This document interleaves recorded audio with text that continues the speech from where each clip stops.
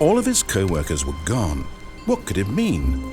Stanley decided to go to the meeting room. Perhaps he had simply missed a memo.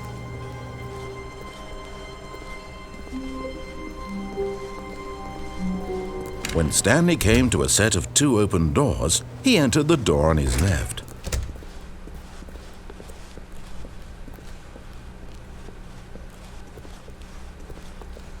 Yet there was not a single person here either. Feeling a wave of disbelief, Stanley decided to go up to his boss's office, hoping he might find an answer there.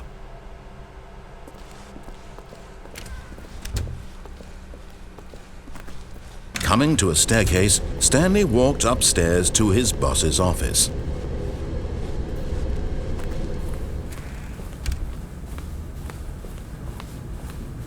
Stepping into his manager's office, Stanley was once again stunned to discover not an indication of any human life. Shocked, unraveled, Stanley wondered in disbelief who orchestrated this, what dark secret was being held from him. What he could not have known was that the keypad behind the boss's desk guarded the terrible truth that his boss had been keeping from him, and so the boss had assigned it an extra secret PIN number, 2845. But of course, Stanley couldn't possibly have known this. Yet incredibly, by simply pushing random buttons on the keypad, Stanley happened to input the correct code by sheer luck. Amazing. He stepped into the newly opened passageway.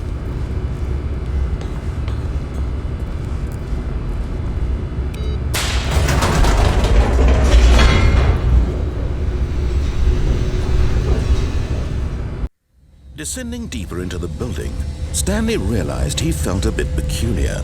It was a stirring of emotion in his chest, as though he felt more free to think for himself, to question the nature of his job. Why did he feel this now, when for years it had never occurred to him? This question would not go unanswered for long.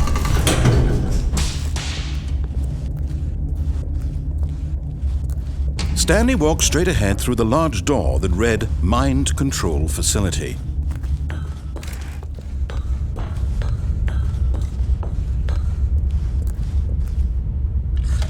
The lights rose on an enormous room packed with television screens. What horrible secret did this place hold? Stanley thought to himself. Did he have the strength to find out?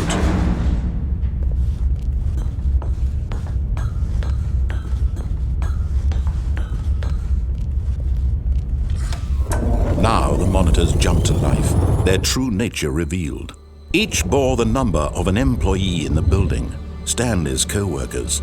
The lives of so many individuals reduced to images on a screen, and Stanley, one of them, eternally monitored in this place where freedom meant nothing.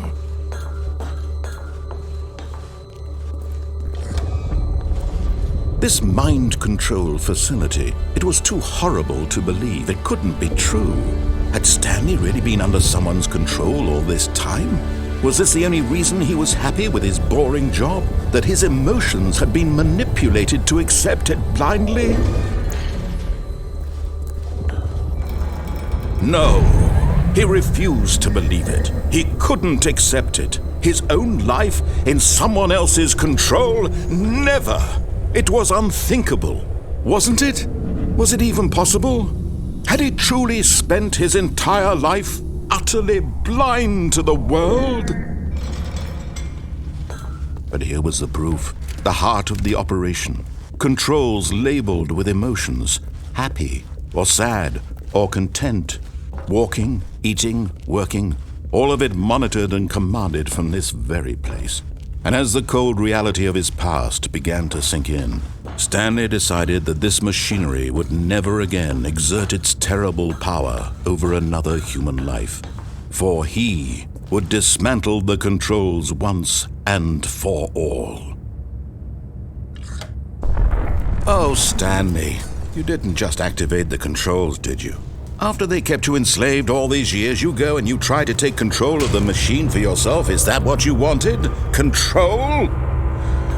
Oh, Stanley, I applaud your effort, I really do. But you need to understand, there's only so much that machine can do. You were supposed to let it go, turn the controls off, and leave. If you want to throw my story off track, you're going to have to do much better than that.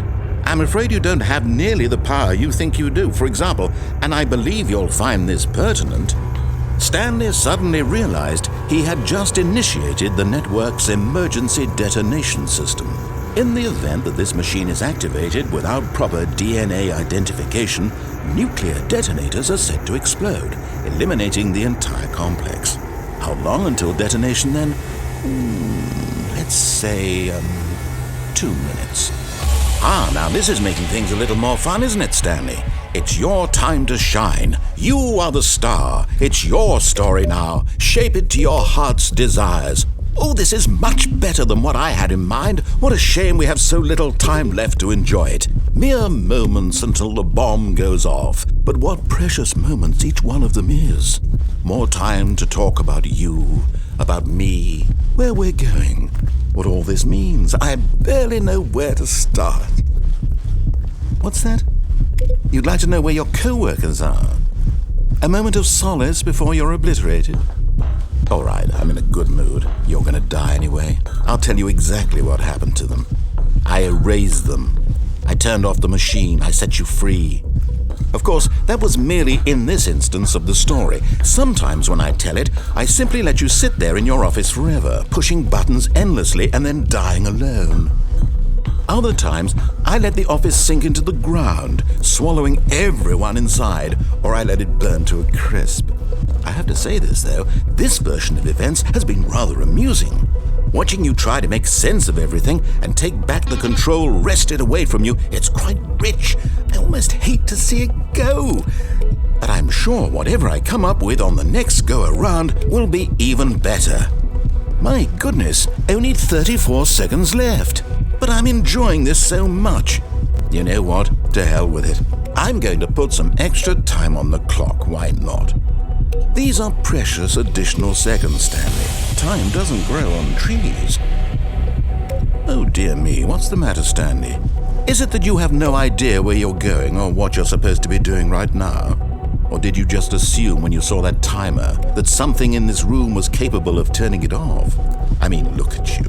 Running from button to button, screen to screen, clicking on every little thing in this room. These numbered buttons, no, these colored ones, or maybe this big red button, or this door. Everything, anything, something here will save me. Why would you think that, Stanley? That this video game can be beaten? Won? Solved? Do you have any idea what your purpose in this place is? Stanley, you're in for quite a disappointment. But here's a spoiler for you. That timer isn't a catalyst to keep the action moving along. It's just seconds ticking away to your death. You're only still playing instead of watching a cutscene because I want to watch you for every moment that you're powerless. To see you made humble. This is not a challenge. It's a tragedy. You wanted to control this world, that's fine. But I'm going to destroy it first, so you can't. Take a look at the clock, Stanley. That's 30 seconds you have left to struggle. 30 seconds until a big boom and then nothing. No ending here, just you being blown to pieces. Will you cling desperately to your frail life, or will you let it go peacefully? Another choice. Make it count. Or don't. It's all the same to me, all a part of the joke. And believe me, I will be laughing at every second of your inevitable life from the moment we fade in until the moment I say, happily ever after.